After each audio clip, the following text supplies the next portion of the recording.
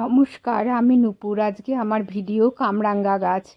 কামরাঙ্গা গাছ একটা যদি ছাদে থাকে, সারা বছর আপনি কামরাঙ্গা ফল পেতে পারেন। আর এই গাছ করতে খুব একটা অসুবিধা হয় না। এর জন্য আমি একটা টব এবং নার্সারি থেকে ফুল শুদ্ধ একটা কামরাঙ্গা গাছ কিনে এনেছি। এবার কেন আমি ফুল শুদ্ধ কামরাঙ্গা গাছ কিনে এনেছি, তাহলে আমি বুঝতে পারবো যে এটা আমার কলমের চারা গাছ। কলমের চারা গাছে খুব তাড়াতাড়ি ফলও আসবে, আর আমার খুব একটা চিন্তাও করতে হবে না কতদিন পর এই গাছে ফল আসবে। এই দেখুন আমি কিভাবে এটাকে বসাচ্ছি। আমি কিছুটা জৈব সার নিয়েছি। সেই জৈব সার আমি এমনি গার্ডেন সয়েলের সঙ্গে মিশিয়ে আমি এই গাছটাকে বসিয়ে দিচ্ছি। প্রথমে খানিকটা মাটি দিয়ে তারপর এই গাছ, যেহেতু নার্সারি থেকে আমার কেনা, তাই জন্য এটা খুব ভালো গাছটা। এবার আমি সেইভাবে এই গাছটাকে বসিয়ে দিলাম। একটু এক্সট্রা আমার ফাঁকা রয়েছে, তার মধ্যে আমি একটু জৈব সার দিলাম, আর তার মধ্যে আমি আবার একটু মাটি দিয়ে দেব। তাতে আমার গাছটা ঠিকঠাক একদম সুন্দর বসে যাবে। এর মধ্যে আমি আবার একটু মাটি দেব, আর এইভাবেই আপনি প্লেন করে দেবেন। আর গাছটা যেন না নড়ে, নড়লে কিন্তু এই গাছটা ঠিক থাকবে না। এরপর আমি জল দিয়ে দিয়েছি। মাস 2 পর গাছটা ভর্তি ফুল হয়ে গেছে, আর ফুল থেকে ফলও ধরতে আরম্ভ করেছে। গাছ ভর্তি ফুলও হয়েছে, সেই রকম ফলও এসছে, যদিও সব ফল হবে না। আর এই গাছের ফুল এতটাই ফুল আসে যে গাছটা দেখতেও খুব সুন্দর লাগে।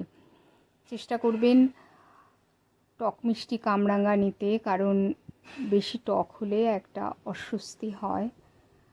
আর এই গাছের একদমই কোনো খাটনি নেই। আর আমি চেষ্টা করেছি জৈব সার দিতে, কারণ জৈব সার দিতে চেষ্টা করেছি কারণ আমি এটা খাবো, আমার তো রাসায়নিক সার দেওয়ার দরকার নেই। আর খুব বেশি ফলনও আমার দরকার নেই, কিন্তু প্রচুর ফলন হয়। কামরাঙ্গার ফলন অনেকটাই হয়, সারা গাছ ভরে কামরাঙ্গার ফলন হয়। ভিটামিন এ আর সিতে ভরপুর এই ফল ধরার সময় বা ফুল আসে যখন, তখন কিছুটা জৈব সার দিলে গাছের ফলগুলো ভালো হয়। প্রচুর ফল ধরেছে, দেখুন প্রমাণ সাইজের হয়েছে। কিছু ফল পড়েও গেছে, এতটাই ফল ধরে এই গাছে। এই গাছ শক্তপোক্ত এবং কাষ্ঠল গাছ, এর ফলে এটাতে খুব একটা পচনশীল কিছু দিলে খুব একটা ক্ষতি হয় না। আমি এর জন্য এটার শিকড়টা বাদ দিয়ে বা গাছের কাণ্ডের গুঁড়িটা বাদ দিয়ে কিছু এর মধ্যে জৈব সার, মানে আমার বাড়ির যে আনাজের খোসা বা ফুল, এগুলো দিয়েছি। ওটা অটোমেটিক পচে ওটা সার তৈরি করে দিয়েছে এর মধ্যে। দেখুন কি সুন্দর হলুদ হয়েছে। এই ফলটাই খেতে খুব ভালো লাগে। আর যদি হলুদ হয়ে যায়, গাছ থেকে পড়ে যায় এই ফলটা। আর এই সবুজ অবস্থায় একটু আগে তুলে নিলে, ঘরে রাখলে এটা হলুদ হয়ে যায়, সেটা আর পড়ে না। আর এর থেকে বেশি যদি পেকে যায়, তাহলে এই ফলের স্বাদ নষ্ট হয়ে যায়।